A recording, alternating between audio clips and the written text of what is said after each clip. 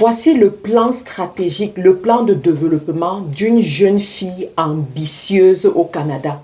Une jeune fille qui est arrivée au Canada avec la niaque de réussir, qui sait dans sa tête que le Canada, si, hey, c'est le pays où elle doit réussir. Alors, assieds-toi, écoute et surtout enregistre cette vidéo parce que tu en auras besoin. Première des choses, bien choisir ta ville de résidence. Quand tu viens d'arriver au Canada, la ville dans laquelle tu vas t'implémenter, tu dois la choisir avec stratégie et non avec émotion. Tu ne choisis pas la ville parce que tes amis sont là-bas, parce que ta famille y est, parce que ton show se trouve aussi là-bas. Non, mais tu choisis la ville en fonction de tes ambitions, en fonction de là où tu veux arriver. Et je te recommande de choisir les grandes villes parce que dans les grandes villes, tu as à proximité des centres d'affaires, tu as à proximité des entrepreneurs, tu as à proximité de plusieurs opportunités qui vont te permettre de pouvoir évoluer comme cette femme influente que tu veux devenir. Deuxième des choses, identifie-moi 5 personnes qui ont réussi au Canada. Mais ces 5 personnes, tu ne dois pas les identifier par hasard. Ça doit être des personnes qui ont réussi dans des domaines particuliers. Ça doit être des personnes qui ont réussi, premièrement, dans le domaine des affaires. Deuxièmement, dans le domaine de la famille. Quelle est cette personne qui a réussi au niveau de sa famille, qui a gardé son mariage, qui a élevé ses enfants ont réussi et tout. Tu as besoin de ce genre de personnes. Identifie-moi cette personne. Identifie-moi une personne qui a réussi dans l'investissement immobilier au Canada parce qu'elle a des choses à t'apprendre. Identifie cette personne aussi qui comprend le système canadien, comment le système canadien fonctionne et qui est prête à partager les informations par rapport à ça. Identifie aussi une personne qui a réussi sans perdre ses valeurs. Tu connais nos valeurs là. Quelle est cette personne qui a réussi et qui a maintenu ses valeurs?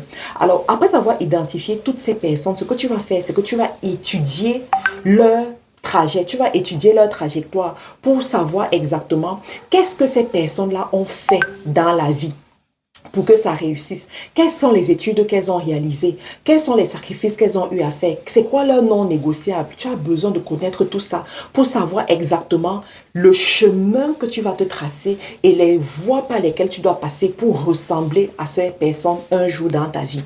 Troisième des choses que tu dois faire, c'est que tu dois rentrer dans le système canadien.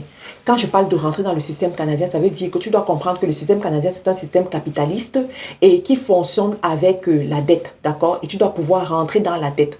Pour pouvoir rentrer, pour augmenter ta capacité d'endettement, tu as besoin d'avoir ce qu'on appelle des fiches de paye parce que le banquier regarde qu'est-ce que tu es capable de produire chaque mois pour savoir qu'est-ce qu'il est capable de te donner, d'accord? Et il faut savoir que toutes grandes acquisitions que tu es capable de faire au Canada, que ce soit les biens immobiliers, que ce soit les voitures ou quoi que ce soit, ou même l'investissement dans l'entrepreneuriat, ça demande que tu prennes un prêt bancaire sous plusieurs formes, il y en a plusieurs formes. Donc, tu as besoin d'augmenter ta capacité d'endettement et pour ça, tu dois justifier des revenus. Ça te prend donc d'être employé quelque part ou alors d'être salarié dans une société que toi-même tu as créée. Ça, c'est une autre vidéo. Je prendrai le temps pour t'expliquer ça dans une autre vidéo. Donc, la voie la plus simple que tout le monde va te brandir, c'est quoi? C'est de déposer ton CV quelque part et de travailler quelque part. Ok, vas-y. Mais comme tu es une femme ambitieuse et que tu n'es pas venue au Canada pour rien, que tu es venue au Canada avec un objectif bien précis et que rien ni personne ne peut enlever cet objectif de ta tête, écoute-moi très bien. Pendant le temps que tu vas aller travailler quelque part, le soir, au lieu de regarder Netflix, le soir, au lieu d'être dans tous les panels TikTok bizarres et tout, qu'est-ce que tu vas faire? Tu vas bâtir ton entreprise. Tu comprends? Tu vas bâtir ton entreprise et ton objectif à cette entreprise est clair. C'est que dans les 12 prochains mois, cette entreprise soit capable de te payer ton salaire et de payer le salaire au moins d'une personne. Oui, c'est possible, ma chère. Oh, quand on te parle, c'est possible. Si tu es quelqu'un de structuré, de discipliné, quelqu'un qui sait exactement où elle va et quelqu'un qui écoute quelqu'un comme Marthe Karine, ça ne va pas te dépasser. Donc, tu vas y arriver si tu es concentré. Tu ne parles pas beaucoup. Ne va pas raconter ça à 10 000 personnes. Sois concentré sur ton parcours. Donc, tu vas faire ça. Ensuite, tu vas investir en toi parce que oui, tu dois te former. Il y en a qui vont te dire, oh, ne fais rien, va juste à l'école. Oui et non, je vais te donner une position par rapport à ça. Mais il y a une chose qui est sûre dans la vie, au Canada et partout dans le monde, c'est que tu dois investir sur tes connaissances, tu dois te former. Il y a des certifications que tu peux faire à partir de ton ordinateur. Il y a des formations que tu peux faire à partir du confort de ta maison. Ou il y a des courtes formations que tu dois faire. Donc, vas-y faire ces formations pour comprendre le système canadien, pour comprendre comment les Canadiens réfléchissent, pour comprendre comment ça se passe dans le monde canadien et pour augmenter également les qualifications dans ton CV. OK?